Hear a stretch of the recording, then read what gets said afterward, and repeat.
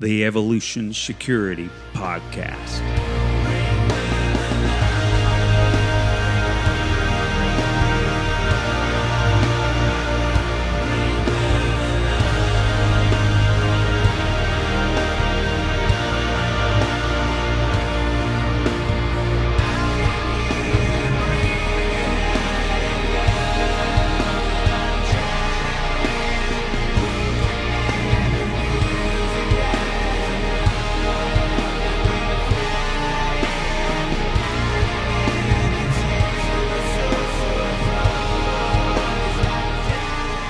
Hey everybody, welcome to the Evolution Security Podcast. I am just one of the Davis clones. For some reason, once again, the federal government feels like Eric's time is better spent working for them tonight, so he is not here. But hey, that's okay. I've got Ben Simonson on the line here. How you doing, Ben? Good, Aaron. Thanks for having me. How are you? I'm doing great. Well, those that may not be aware of Ben and his last name, you probably know his company, Boresight Solutions, that does custom work on pistols. Ben, I've been following your work at least maybe 7 or 8 years. I'd have to really count on my fingers and toes, make sure I have that right. But I think I discovered your work looking at some of Craig Douglas's pistols that you had worked on for him. Mm-hmm. And so my brother and I hosted him in Washington, right outside of Seattle. And I knew he had some of your pistols. So I said, hey, Craig, make sure you bring at least one of those. I want to check it out. And so he brought, I think it was an older 17 that you did for him, where you chopped it to a 19 size grip and put a a Razorback on it. I was like, man, that is the best feeling Glock I've ever put my hands on. So from that point on, I followed you and started looking at your social media and drooled over your pistols all the time. And I think multiple times I would chime in on one of your threads and say, man, I'm going to get one of those one of these days. But so I finally did. So that's part of what we're going to talk about here. But what I would like to do, since we like to do questions that and get into information that aren't usually on these types of, shooting and martial arts shows. Like, for instance, if you don't mind, I think it'd be cool to kind of hear about where you grew up and how you grew up and how you ended up getting into such a cool custom pistol business, Boresight Solutions. Yeah, no problem. Yeah, so I was raised in Montana, up in the mountains, middle of nowhere, and a small town called Knoxon, Clark Fork River Valley, beautiful place. So I was raised there. Grew up hunting, fishing, big game hunting. We had a local rod and gun club, and which had a great DCM, Department of Civilian Marksmanship program, for where they had junior shooters program where they got 22 match rifles and ammunition from the government, M1 Garands, M1 carbines. So I mean, we were shooting all the time. It was a competitive type program. So between the hunting, competitive shooting, my dad was also a gunsmith. I was pretty much around guns as far back as I could remember. So it's kind of it's just always been a part of me. And then from there, from Montana, after high school, I moved up to Alaska. I worked up there logging. Wow. For a couple of years, right out of high school. You said logging? Yeah. I was working working as a logger up in Alaska, and Wow. then from there moved back down to the lower 48 and tried college, and I wasn't ready for it, so I went in the military, and I was fortunate to have a job in the military where I got to shoot and train a lot. And I did 4 years. I got out because I banged up my knees and stuff. Hurt myself a little bit. It was I could tell it was going to hold me back. So I got out and continued on with tactical training because I wanted to keep my skill set sharp, and just got into shooting locally and I would always, been good at working on guns and everything like that. I just, kind of understood how they work. And so I was working on them. And then, local guys that I would meet through the shooting communities, I guess word got around that I knew how to work on guns. So they were having me do work for them, do AR-15 work, changing hand guards and stuff like that. And then I kind of gravitated into working on pistols, changing sights, tuning up triggers, things like that.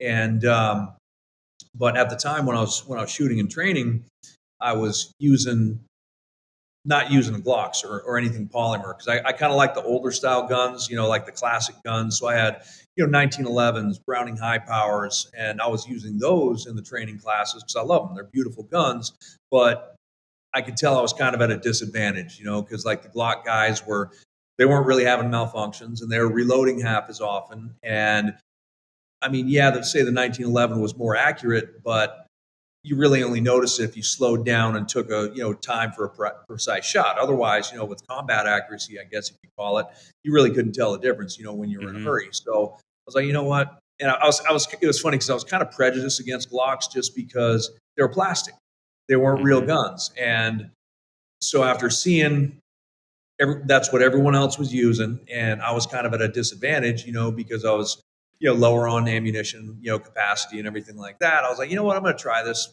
stupid little plastic thing, and I'm going to hate it, and then I'll go back to my real guns. And so I got one, a Glock 19, and I ran it, got myself a holster, mag pouches, and everything, and I ran it through a class, and I was like, okay, I don't hate it. There's definitely some things I don't like about it, which I homed in on right away because, I've been a shooter my whole life, a lot of shooting training, tactical training. So the things I liked and disliked about this new pistol revealed themselves to me pretty fast. And I realized this is all stuff that could be fixed. Mm-hmm. So, whether it was, grip work because the ergonomics were terrible and it was rubbing the skin off the knuckle of my middle finger, trigger was bad, that sort of thing. I knew all that could be fixed. And at that time, there were a few other companies, not many, maybe 5 or 8, I think, in the whole country that were working on Glocks, carving up plastic guns. Robar was one of them. They were one of the main ones. And so I was like looking around at all these and I was like, okay, I could send my gun off to one of these shops and have it worked over, but I already know what I want done, and I figured I could do it myself. So, very carefully, I started carving on that first Glock 19, and I got it pretty much the way I wanted. I eliminated, the ergonomics, the ergonomic issues that, mechanical interference when you're trying to get a good handshake with the gun and the grip is working against you. I was able to fix that, and I ended up with a pistol that it's like I started out kind of 50-50, like dislike, and I ended up really liking it. Other people saw it, and next thing I know, I'm doing it for other people. So kind of from that very first pistol, I was in business. Awesome.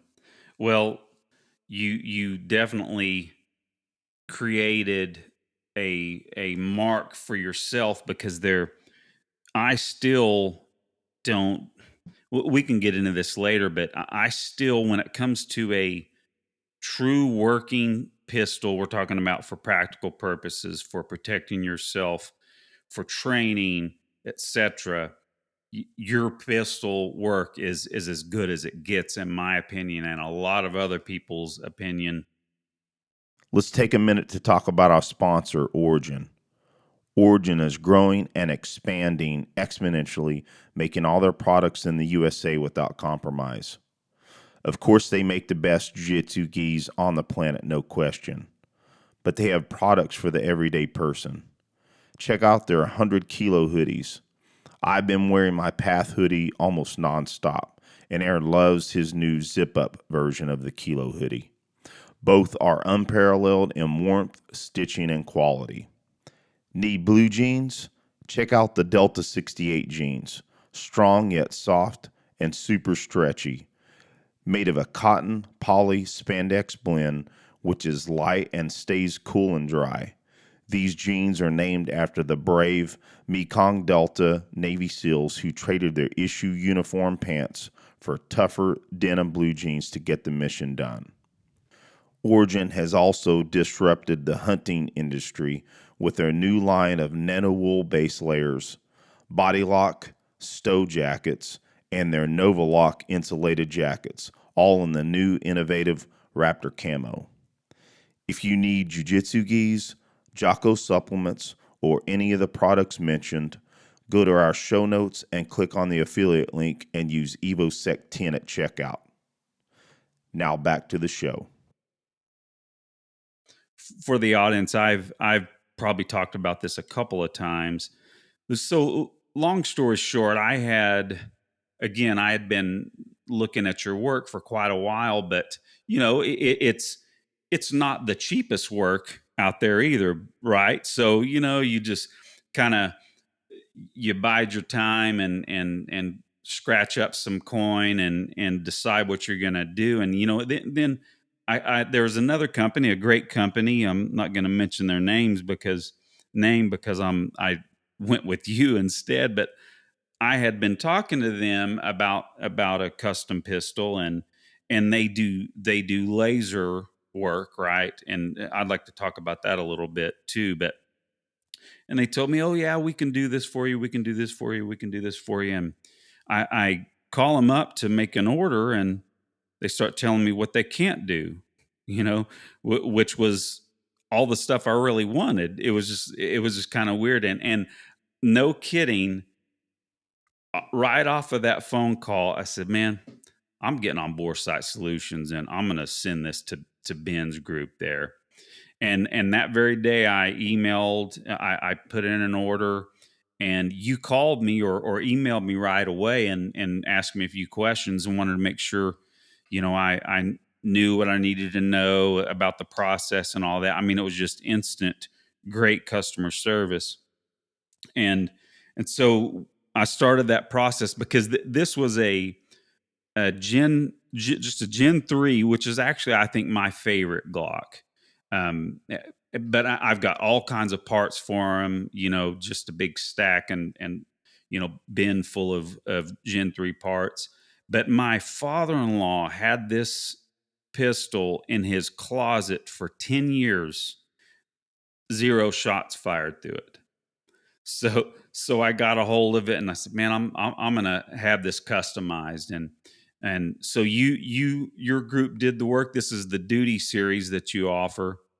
And I just had to have, like I talked about with Craig's pistol, I had to have that, the Razorback feature. That, I don't think anyone, I bet you some companies have tried to do that, but I've not seen that anywhere else. I mean, it's just that just fills the palm so well, and just such a unique grip. And then, of course, there's all these contourings that you guys do. I mean, still nobody does that stuff, and you guys do it by hand. And I think that's the key.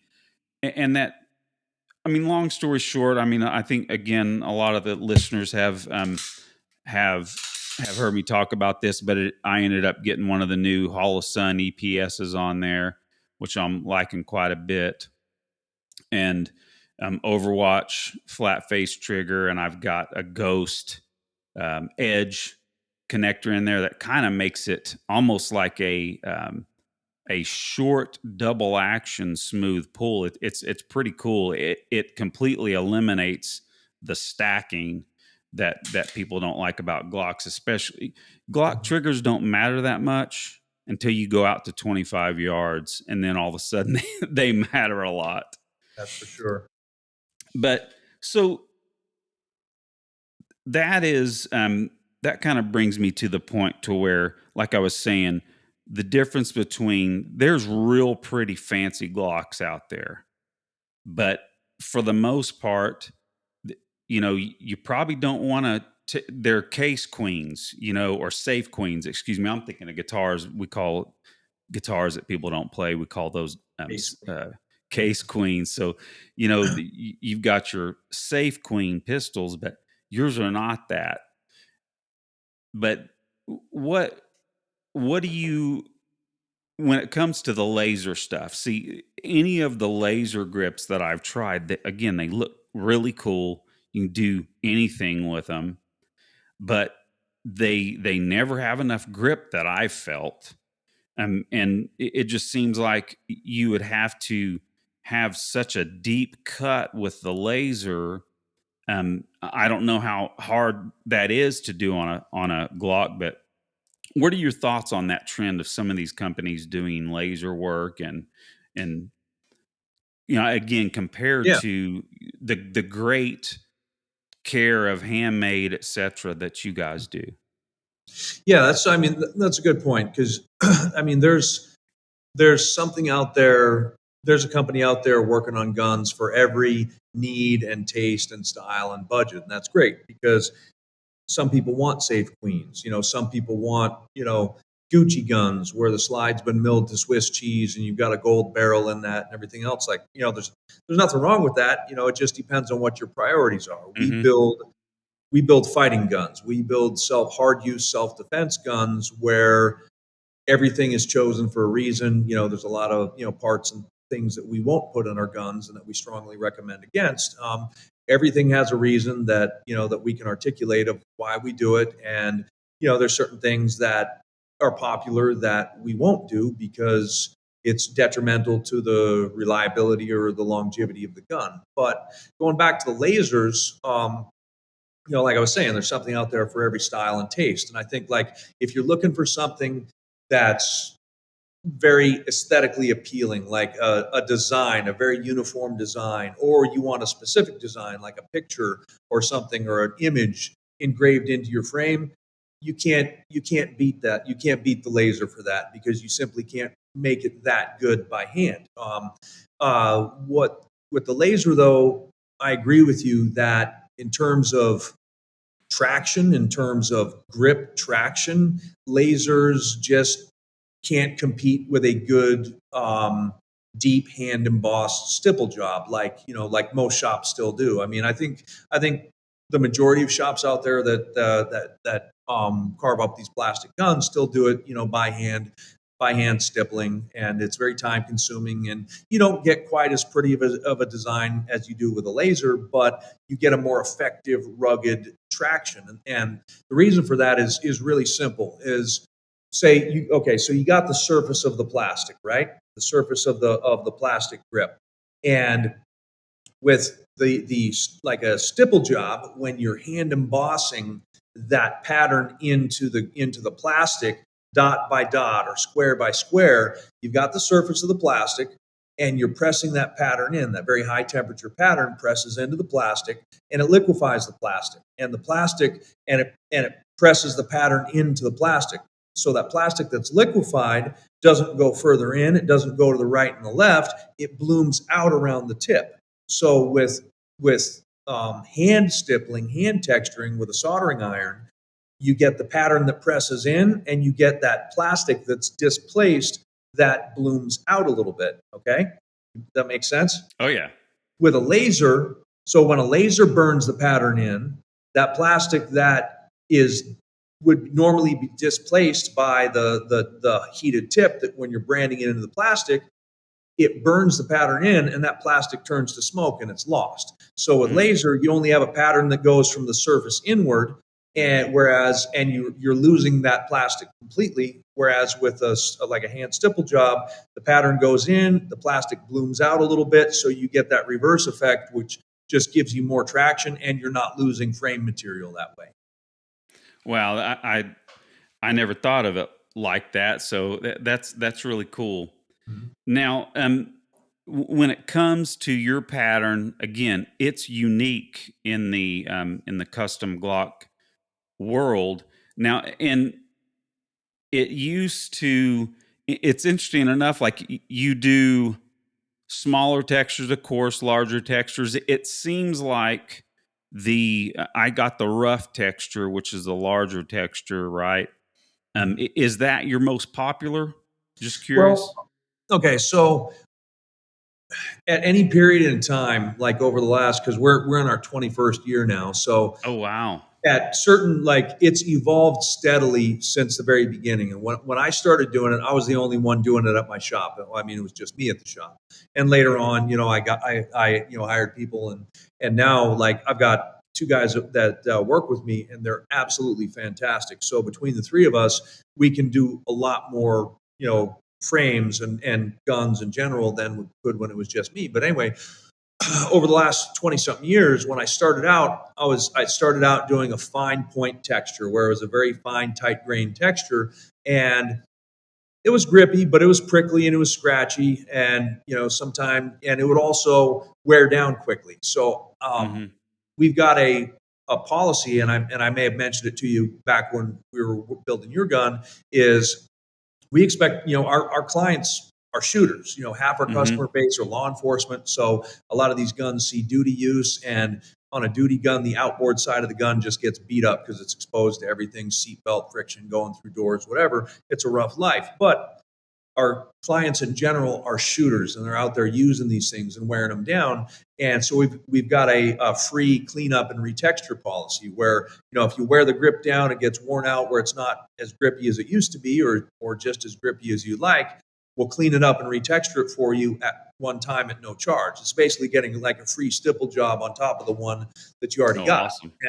And we can do one, probably one more. I wouldn't push it, but we can do one more after that. But obviously, it's going to cost the customer. But we'll redo it once at no charge, and that's really cool. Well, that policy came about because in the beginning, like 20 years ago, with that fine, tight grain texture pattern, it was kind of fragile and it would wear down quick. So I didn't want our customers thinking our work wasn't durable and standing up for it, because our company logo is built for the fight, and the fight being that worst day, that you hope never comes, when everything has to go in your favor, your mindset, your conditioning, your gear, your whatever, that's the fight, the worst day of your life.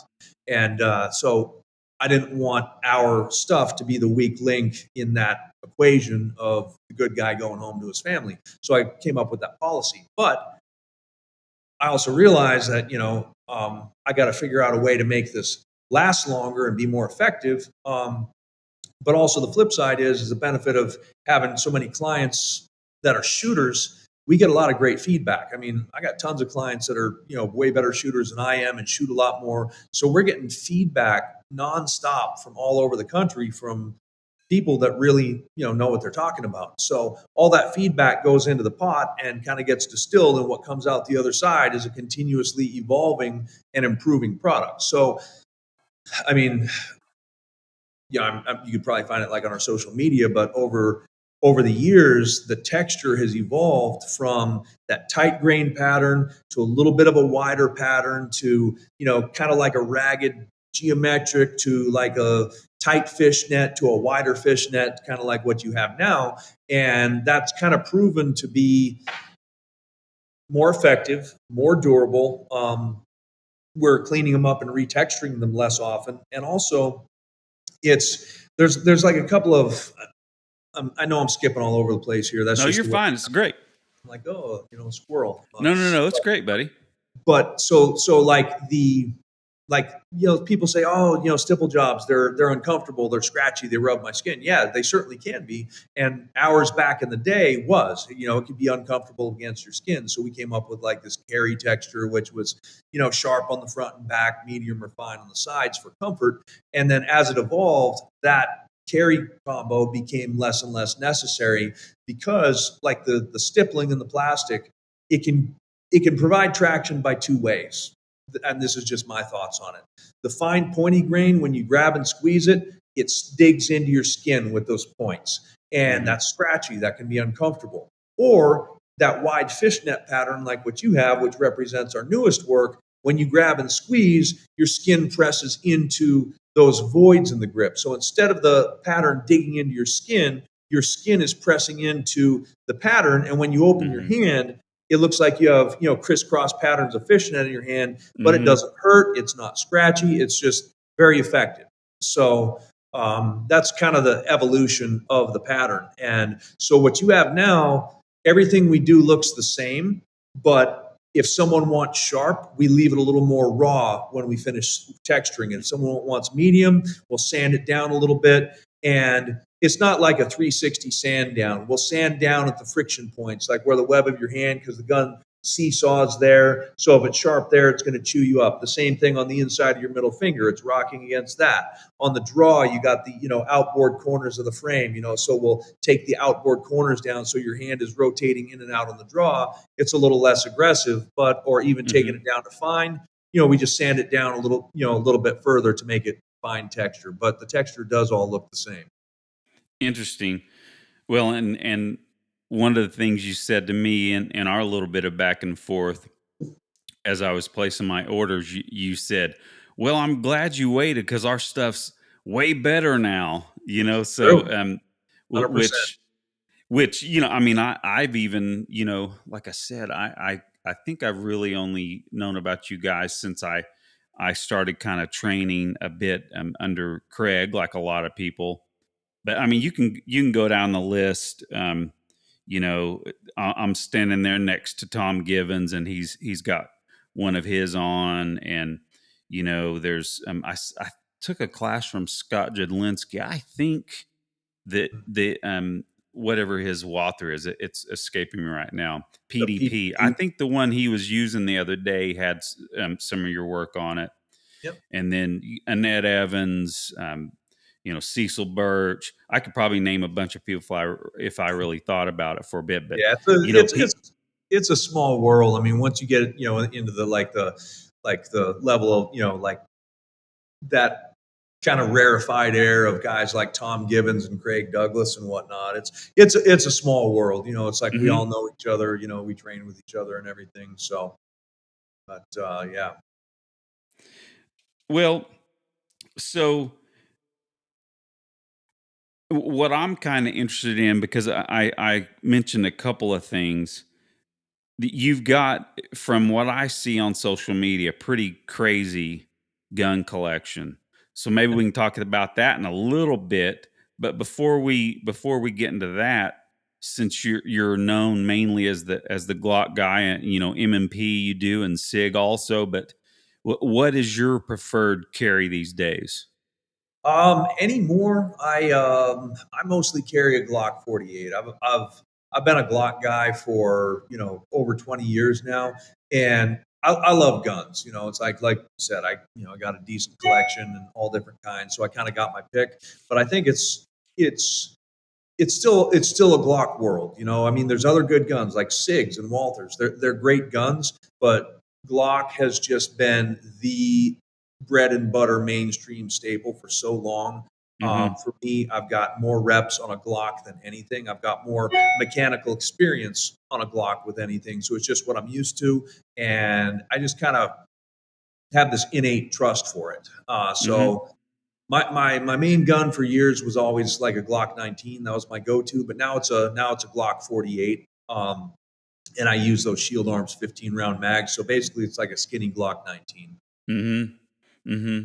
Yeah, I've got a 48.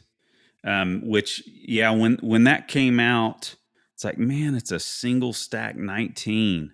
What took Glock so long to put this thing out? It's amazing. Th- there's I don't know if you've read much of the history of Gaston or not. He's how he created that company, and there's some frankly shady stuff that he did, but at the same time he created the most popular pistols in the world. Yeah. Now, again, like you said, there's some great guns out there. I don't know if I would be a Glock guy if I just didn't happen to get one as one of my first guns. But then you buy into you kind of almost like, okay, so I've got my Mac I'm sitting here talking to you on, and my phone, and you kind of you either get into the PC world or you get into the Mac world. Same Mhm. thing. I've probably got not as many Glocks as lots of people, but I've probably got 10 of them in the safe. And it's just, you're just used to it. Like you said, they run and run and run. Now I do have my eye on getting a staccato for the fun of it, but I still think that's going to be not a range toy or anything. But I probably will always carry a Glock and Mhm. just have that fun, you know, almost it's funny, you know, some people balk at the you know, $2,800 pistol, but for a 1911 style pistol that's, you know, almost hand fit like they do, it's actually pretty reasonable. Mhm. But you know, I mean, because lots of the custom 1911 companies, man, you're into $5,000 before long. Yeah, But absolutely. so so let's talk about now. I think, don't you have some MP5s, or at least one? Or Yeah. I've got a couple of MP5s. I just I like I said, I'm a gun guy. I like guns. I understand them, and I like to me they're, you know, I mean, yeah, they're a tool. You know, they're a utilitarian tool, but I think, you know, a lot of them just have their kind of aesthetic beauty to them. Not, you know, not only how they look, but also their significance in you know history, the you know probably. significance to small arms, and Yeah. so I think there's a lot of guns out there that have earned their place at like the round table of small arms, you know, royalty and fame. And you know, MP5, you know, 1911 MP5, you know, there's so many guns out there that are just The high benchmark power guns. and things like that. Yeah, high power, you know, M1 Garand, Mauser K98. There's so many guns that have just contributed something to the industry, and just, you know, like the FAL, you know, it's so widely used. They call it the right arm of the free world. You know, I mean, and then there's something like the HKP7M8. It's kind of obscure and it's not really practical, but it's a beautiful little complicated machine, and that's, you know, that's enough to make it interesting to me. Now, those are the ones with the squeeze grip, Yeah. right? Yeah, they got that front strap mechanism where you squeeze it to cock it, so it won't fire without, you know, without you squeezing. You got to squeeze it and hold it in. But they're just amazing trigger, incredibly accurate. They're just, I mean, they shoot like a laser beam. They get pretty hot after, you know, after 7 8 magazines, but they're a beautiful gun. They're a mechanical marvel. Very accurate, amazing trigger. And to me, again, they're one of those benchmark guns that they're not as, definitely not as popular and prolific as, say, the 1911 platform, but I think they've earned their spot just due to, you know, their mechanical marvel. Hmm. Now, it's interesting. Yeah, my first decent pistol was an HK USP 40 caliber. I felt like I had arrived when I got that. You know, it was a great pistol, of course, but I didn't realize how big it was until I started Oh getting yeah, some smaller pistols. yeah, those But are big guns. so now, what's something unique in your collection that you dig? Oh wow, you know what? I dig them all. Got That's a tough question, um, because they're all fascinating to me in one way or the other. So I guess I Hmm. dig them all. I mean, there's certain guns that I have just because I got them, or, you know, stumbled in them or whatever. But there's certain ones that I sought out specifically, um, like revolvers, for example. Hmm. I don't like shooting revolvers. I don't. You know, to me, they're Hmm. uncomfortable, they're awkward, non-ergonomic, but they are a tool in the toolbox. Like I got a little Smith J frame, little air weight that I carry sometimes. But other revolvers, like the, you know, say Smith and Wesson Model 19, pinned and recessed. It's a beautiful gun. It's, you know, it represents a, you know, stage in the manufacturing process. You know, and I like those, and it's funny because I like them even though I don't really like to shoot them that much. Hmm.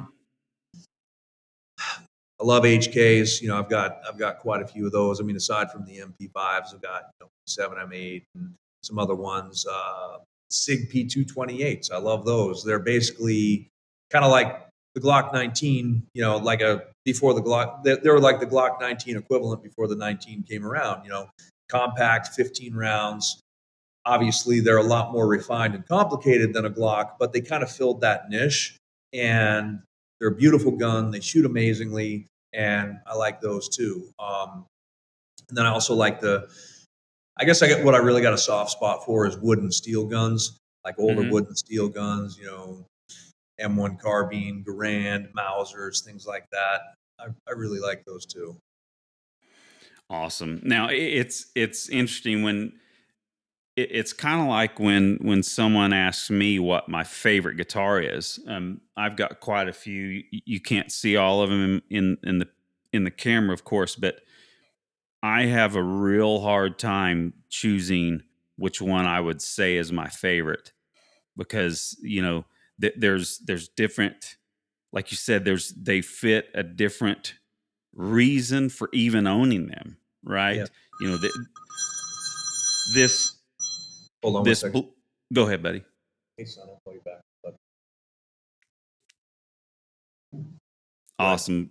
Got your boy calling you. Cool. Yeah. I just had to tell my boy to be quiet. I had a podcast to do. Yeah, Um, my son's off at college, and we usually talk in the evening after he's done with his studies and I'm done with work. So awesome. Where is he? Where is he going to school? he's going up University of Florida up in Gainesville. Cool. He's Excellent. he's a junior up there, engineering major. So this guitar here, you can kind of see here is Blue one. I literally had that built because Dave Grohl is my favorite guitar player. Not favorite guitar player. He's my favorite rock songwriter and in my favorite rock band. And then I've got guitars that were inspired by my favorite guitar player, a guy named Paul Gilbert.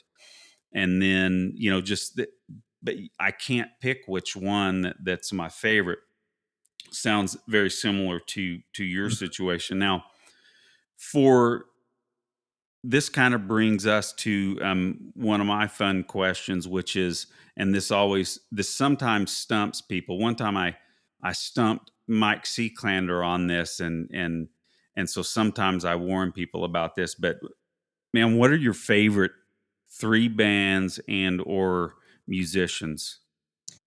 Wow, that's another one that I'm all over the place on too. Like my playlist on my phone is it's very eclectic. Well, that's good. I got a vinyl collection that's like all over the place. Yeah, it's you know Well, what it's like. then maybe don't narrow it down to 3 favorites. Just start rattling some stuff off that you like. The 3 Yeah. is a ground to start from. Well, you know what? It really depends on any given day what I'm in the mood for too. It's like sometimes it's like I want to listen to you know Tom Petty or Eric Clapton or something like that, and the next I want Motley Crue or something or Cinderella or whatever, and then I've got Dire Straits or drawing a blank on this other one I was listening to on the way home. But yeah, so it depends on the day. It's like what my mood is. Sometimes I'm in the mood for for jazz or blues or something like when I just want to relax, or other times I want to be stimulated. So it's I crank up something. So it's hard to say. It's a little bit of everything. Sometimes it's funny because like being raised in Montana, I'm not really a big country fan because I grew up on it, so maybe I just burned out on it. But sometimes I'll listen to country like George Strait, some of the old Garth Brooks stuff. Yeah, so I guess you stumped me too because I'm all over the place on that. Oh, and that's quite all right. This stuff is always good for conversation. So what's funny, so you bring up Garth Brooks, right? Garth Brooks lives, so I'm in right outside of Tulsa, Oklahoma. Mm-hmm. I don't know if he still lives here, but it was funny. I was in a music store and he walks in next to me and is just looking at the music books. Like he's going to grab something to work on some new music, some, like guitar lesson books or something, which was kind of cool.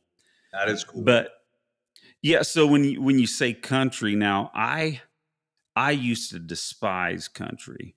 I started out. The reason why I play guitar is because of Metallica. Yeah. Now I only really listen to Metallica kind of for nostalgia, but but again, they're the reason why I started. And so deep down, I'm a rock player for sure. But in the last probably 10 years, I've really gotten into Brad Paisley. Mhm. And, you've got these shred rock guitar players, people that lots of people will know, maybe like Randy Rhoads, Eddie Van Halen, and players like that, these guitar rock gods, right? Well, Brad Paisley can actually outplay a lot of them. And he's just this country picker, Mhm. But yeah, I've grown to like country a little bit myself. But well, Ben, I think we've kind of come to the end of the show here. It's an honor to have you on because again, I've followed your work for so long and have been drooling over a Boresight Solutions pistol for a long time. I'm stoked that I finally have one. I basically have it with me all the time. I don't like unloading a pistol at the end of the day, but I just want to dry fire with it instead of grab my other pistols. It's funny. I just went and grabbed a couple of new rounds out of my safe because I've ejected a couple of them too many times. Yeah. They get a little bit flattened out, compressed. Yeah, I don't want to create some pressure problems. Sometimes that might be overkill. I don't know, but it's better safe than sorry, right? The cheap way to get like that plus P plus ballistics, Yeah, just add some pressure. Just Yeah, maybe exactly. just get a little hammer and tap that bullet down in there a little bit. Mhm. No, don't do that, audience. We're not really condoning that. But man, I appreciate your time. Now, can you let everybody know how to get a hold of you? Yeah, yeah, absolutely. But I mean, first of all, thanks for having me on. I'm always, kind of, surprised when anyone wants to like interview me, because I just kind of like, I just do my thing and basically live under a rock. But yeah, so for people that want to get in touch with us, our website is boresightsolutions.com. You can email me direct, Ben at boresightsolutions.com. But our website has a ton of information on it. And if you go to the website, it's kind of the homepage is split in half. There's custom shop and there's retail shop. If you're looking to build a custom gun, the custom shop side is where you're going to go. We've got pretty elaborate builders in there that allow you to really spec out the guns and tailor them your way. And like for Glocks, like basically any polymer frame pistol, we have something for it, even if it's just a basic stipple job. Like say, for example, when you get your staccato, we have a grip package for that. It falls under. Oh yeah, I didn't Yeah. realize that. Cool. Yeah, so we got three different series. We got the signature series, which I do myself, and that one is only Glocks. Then there's the duty series, which is Glocks, Sigs, Walter PDP, or rather the PPQ. Then competition series, CZ is under the duty series as well. Then there's competition series, which basically covers every polymer frame handgun from Glock on down. That's kind of a bare bones package because a lot of those guns that fall under the competition series, you just physically can't do as much to them. Like the little SIGs 365 XLs, I don't feel you can safely cut those deep hand cut edge lines into the frame because the plastic's too thick, and I've seen thin frames crack when they were cut too deep with those edge lines. So basically, if it's a polymer frame handgun, we have something for it, and you would check that stuff out on the custom shop side. And if you get into there, into the builders, and you got any questions at all, don't place your order blind. Give us a call, shoot me an email, and I'll get on the phone with you, and we'll get on the phone when you're in front of the computer and in the builder, and we'll just kind of bounce ideas back and forth, step by step, going through the process. I'll make recommendations, answer your questions, etc. And then by the end of the phone call, you'll be at the end of the build process, and hopefully you'll have a really good idea of what you're getting so that when you get it back, it's exactly what you wanted. On the website, the flip side is we got a retail shop side. We're kind of a online pro shop with mid to high quality, guns, gear, parts, accessories. So we've got a lot of popular firearms that we sell. We do free shipping on firearms. We stock a lot of great quality accessories like Surefire lights. We stock those deep magazines, optics. We're an aim point dealer, Hollow Sun, Trigicon. We sell other stuff as well. But so the website's kind of split 50-50. Custom shop, where you build the custom guns. Retail shop, where you can get gear, parts, accessories, guns. And we also have a finished custom section where if you want a finished gun from us and you don't have the gun already and you don't want to wait, you can go to our finished custom section and see what we have in there that's done and ready to go. But other than that, yeah, I'm always happy to chat with someone who's interested in building a custom gun, because I want to make sure that they, we get it right for them the first time out of the gate. Well, again, I can attest to that. After, literally within a few minutes of asking a question, you shot me a few emails back and forth, wanting to make sure I was going to be happy with my order, and then when it was done, you wanted to make sure I was happy with it. Then, just great customer service. And now I'll tell you, that has been the only thing that I've been concerned with, is the grip texture on the staccato. Now they've gone, just to go off on a slight little tangent, they have, I think the older texture is supposed to be better than the newer one that has kind of like the little portions of their star kind of put throughout. But so you do work on the staccatos too, you're saying? Yeah, absolutely. And we actually do a lot of those.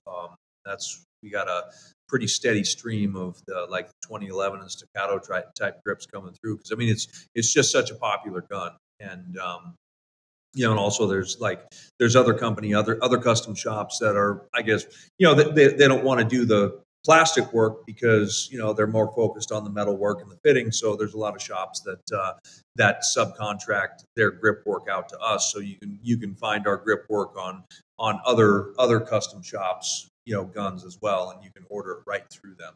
But yeah, the staccatos, we do a lot of those, whether it's the old style grip or the new style. It doesn't matter. No matter what, it's going to end up with our texture wrapped all the way around.